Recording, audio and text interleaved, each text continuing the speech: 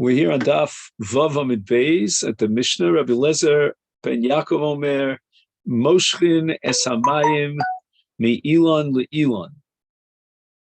Ubilvad shlo yashke es kol asada. On the one hand, Rabbi Lezer ben Yaakov is Mekil, and he allows you to draw the water from one tree to another tree on Chol Moed, but nevertheless, he's not going to allow you to water the entire field. The rest of the field is not made of trees, but rather of grains. It's a stay lavan, and specifically what's called a beis habal that we discussed that grows from rainwater. So whereas the trees need the irrigation, the grains do not need irrigation. They can survive without irrigation. And therefore, I'm going to allow you, says Rabbi Eliezer ben Yaakov, to water the area that's under each and every one of the trees on Chol Moed, but the land in between, which is already a stay beis habal, that doesn't need watering. It's not critical. Now, Rabbi Eliezer ben Yaakov doesn't deny that watering the entire field would have a positive effect on the trees as well as the grains, but nevertheless, it's not essential to the trees. And Zroim shelo shasu lifnei hamoed lo yashkem b'moed. Now we're talking about Zroim, and we didn't regularly water them before the Moed, and therefore that indicates that since we weren't accustomed to water them on a regular basis, no harm and no tragedy will fall if water is not provided on Chol Moed. They'll survive. And the Chachamim say, Matirim b'zeh b'zeh. In both cases, they're mekil. They're going to allow you to water the entire field, including the parts of the field that are not growing trees. And even in a case of plants that weren't regularly watered, and therefore, even if we withhold water, as we said before, it would not be critical. Nevertheless, this shita of the Chachamim is identical with the shita of Rabbi Meir at the beginning of the Masechet on Daf Beis, that even even with regard to a stay beis habal, which is supplied with water by rain, we're allowed to water it on Chol Moed in order to enhance its growth. Rabbi Yehuda im haisa sada mitunenes mutar. Let's say you have a field that naturally is moist, and then it dried up. And since it got used to, I guess there's addiction even when it comes to tzmachim that grow in the fields. So this is a case of a sada that is dependent upon rain, not because it really needs rain, but because it's naturally moist, and then it got dried up. And this is Rabbi Yehuda who's making a comment here on Rabbi Eliezer ben Yaakov to tell us that here's the exception to the rule. And even though Rabbi Eliezer ben Yaakov was machmir b'vad shel yashkes kol asada, because the field itself will survive without the water, but in this case of a sada mitunenes, even Rabbi Eliezer ben Yaakov, argues Rabbi Yehuda, would accept this as an exception to the rule, because since this field is moist as a general rule, but now it became dry, then if you fail to water it, in such a case, such a field, it's going to be an irretrievable loss. The plants got used to and addicted to an abundance of moisture. Tanya Nami Hachi, we have a brisa to support this. Amru osolash kosan b'moed. When we said that you're not allowed to rain, if you have a beis habal that is watered by rain, then those plants cannot be watered on Chol Moed. Lo amru el bizroim shelo shasu lifnei hamoed. These were not Zroim plants that were addicted to water regularly before the Moed, if they were, so to speak, addicted, they were used to regularly being watered before the Moed, then mutter. Again, if you have a field that's naturally moist and it's used to water, now it's dried up, you're allowed to water it. The mashkin sada garid b'moed, but you're not allowed to water a dry field on chol moed. If it's naturally dry and it generally subsists exclusively on rainwater, and it's accustomed to dryness, it can go for a long time without water. It's like you have in human beings also. There are certain human beings that get used to going a long time without water. Other human beings get dehydrated almost immediately. Amar Avina, Shmami na. Let's derive by analogy the following halachic ruling. Hai tarbitza. Tarbitza is a garden patch. Shari litarbutze begula demoeda. You're allowed to do sprinkling. Sprinkling water, as a general rule, on plants on chol moed is mut, because that's not a tirchi yisera. And even though the patch would survive, even if you left it without water, however, sprinkling lightly water in order to bring up the vegetables, that's mutter. That's called litarbute, as opposed to mashkin or hashka. So it's a mere sprinkling, and that you're allowed to do on chol moed. And how does Ravina derive this from the Brisa? Because the Brisa says sadeh stay garid is prohibited, according to the Tanakama. Ein mashkin stay garid b'moed. My timer, why is this dry field prohibited? You're not allowed to irrigate it on chol moed because the afla mashvele cholfa. Just 1 second. Stay guard my timer. Oh, I'm sorry. We're going not according to the Tanakama, but according to the Heter, the leniency of the Chachamim.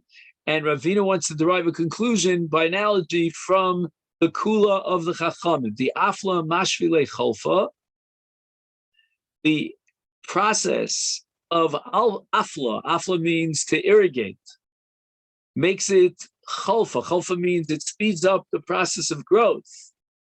And if you have a late afla doesn't mean irrigate. Afla means a late crop. You want to make it into an earlier crop such that it would develop earlier, accelerate its growth. And again, it's not because the crop is in danger of withering away if you don't water it, but the Chachamim permitted on Chol Moed to speed up the process of growth. Is hachinami here too, in the case of the garden patch, mashve le charfa.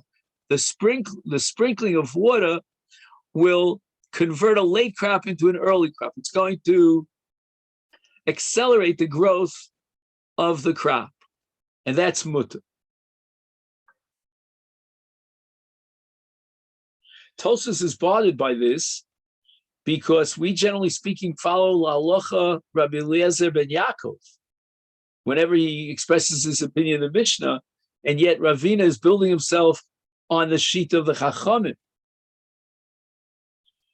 And Tosfos explains Ravina that since the Chachamim allow even a thorough watering of a field in order to accelerate its growth, it stands to reason that Rabbi Eliezer ben Yaakov would at least admit and concede that light sprinkling of a garden patch is permissible, since very little effort is necessary. So Tosfos comes to the conclusion that Ravina's heter in the case of Tarbute Bechula applies even according to Rabbi Eliezer ben Yaakov.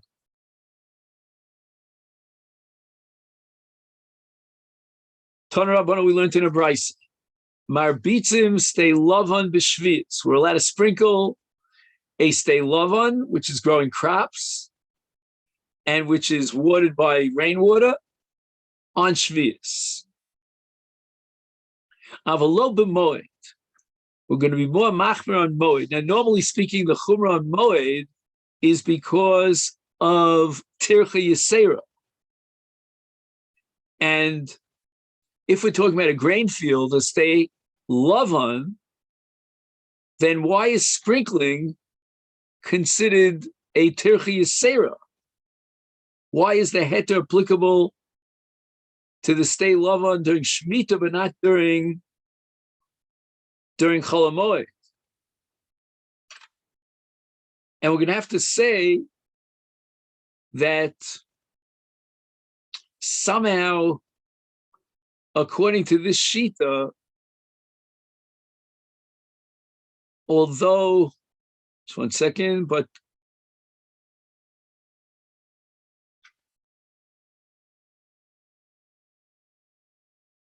you see, Tosas Dibra Maskil Marbitzin.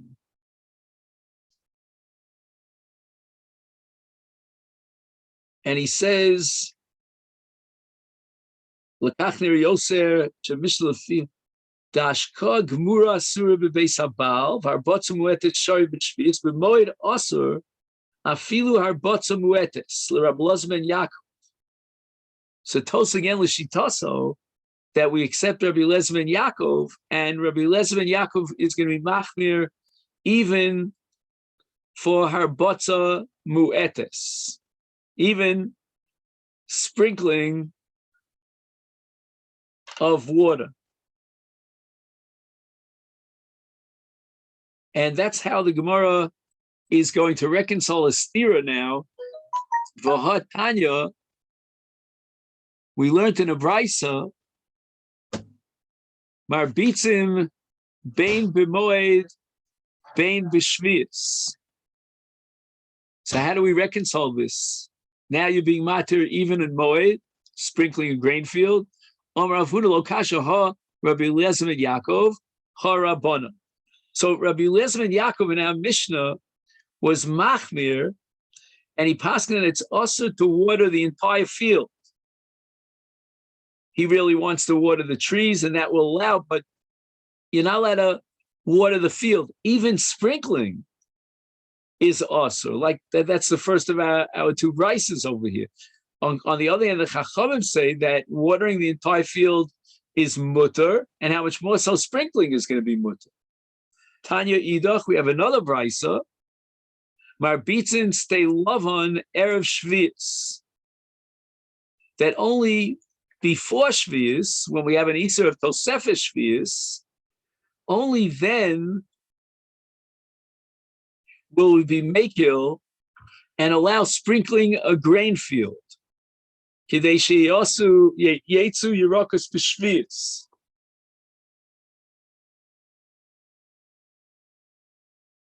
Now, apparently, it was quite common for people to sprinkle their fields after the harvesting of the grains to trigger the sprouting of dormant vegetable seeds. And certain aspects of Shemitah prohibitions would set in, as we discussed earlier, a month before the Shemitah year, before Rosh Hashanah.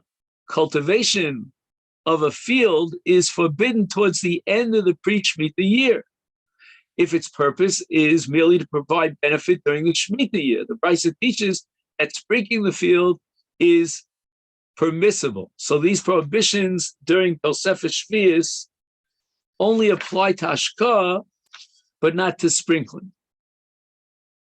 And the Chiddush is, even though it's Kidei Sheyetzu Yerakos B'Shvius, nevertheless, since we're talking about Erev Shvius, therefore it's mutter.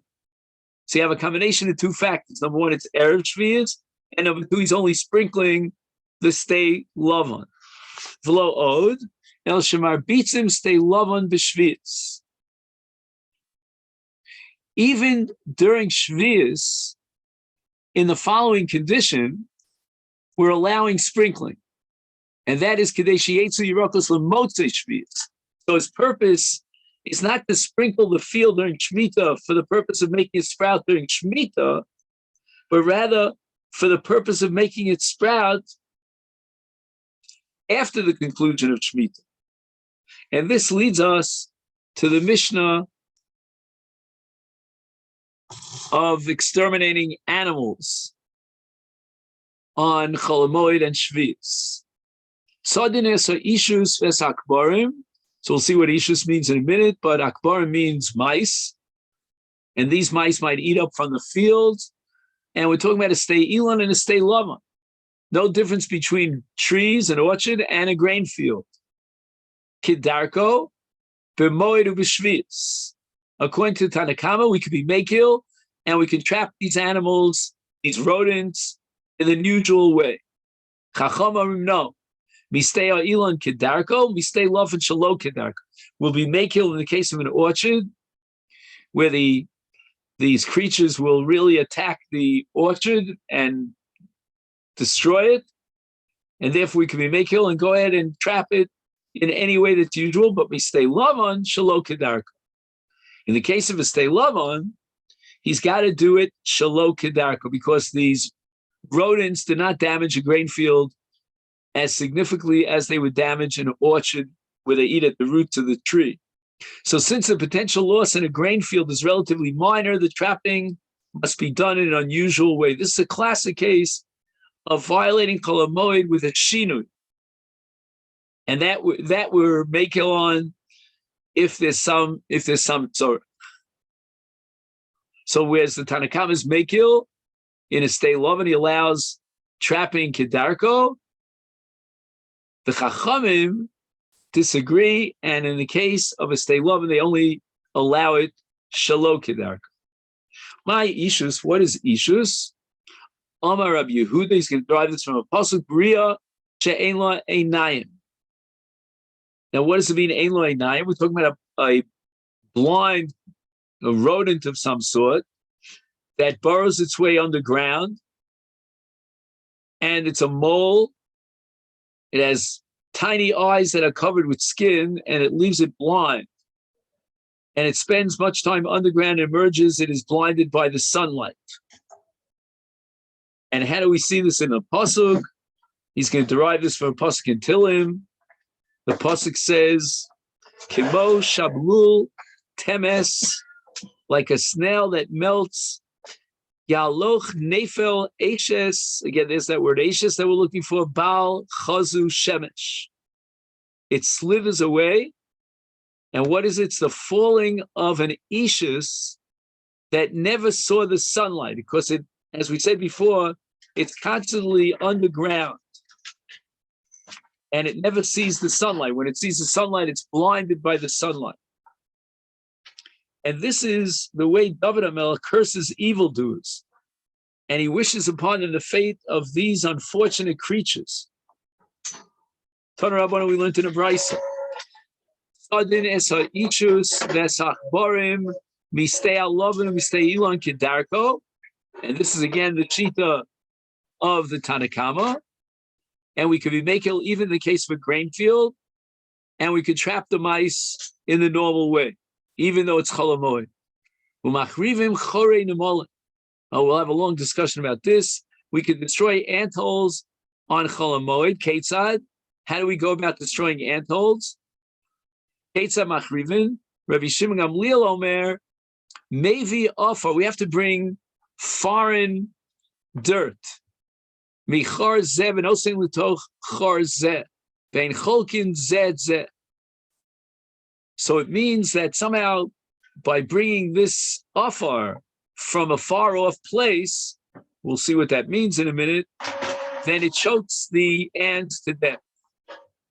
Omer Rav Yemar bar Shalmiya b'shmei Abaye, and I apologize for the noise, in the name of Abaye, for who the koi betray ibri denare. How far are these two holes located one from the other? They're on two sides of a river, Fudaleka Gishra, and there's no bridge that could take you across the river, and therefore there's no, generally speaking, there's no offer that goes from one side to the other, Fudaleka Gamla, and there's no plank that you could cross, Fudaleka Mitzra, there's no rope that stretches across it, and basically, therefore, what we have is the ants will, if the crosses were present, then the ants would recognize the dirt that was brought from the other side of the river. Ad kama, ad parsa. So what distance are these two ant holes considered separated? Otherwise, if they're within that area, they're too close, is ad parsa. Parsa is 2,000 amos. So here's where we're going to stop on the top of Daf Zayin Amud Aleph.